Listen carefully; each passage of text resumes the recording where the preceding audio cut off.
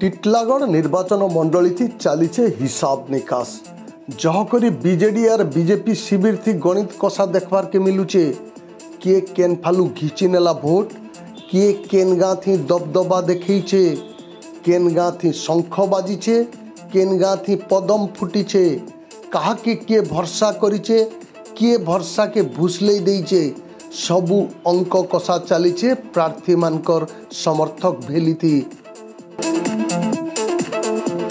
मुखिया तीन पार्टी प्रार्थी मान को लेकिरी जदि भी निजर निजर पार्टीर लोक आशा बांधिचन तथापि टिटलागढ़ निर्वाचन मंडली थी ई खेपी बीजेडी बीजेपी भितरे खूब टक्कर हेबा बोली कि कहा जाउचे। एंता कि केने केनता समर्थक मानकर भितरे कथा कटाकुटी तू में हेइथिबार घटना भी सामना के आसीथिला भोट बेल के बीजेडी आडू मंत्री टुकुनी साहू अलबत जितुचन बोली बीजेडी शिविर दाबी करुचे। विकास रो बाना बुहिकरी निर्वाचन मैदान के उतरी थिबार मंत्री टुकुनी ई खेपी फेर जितबे फेर विधायक आसन पाइबे बोली तांकर साथी समर्थक माने कहूचन।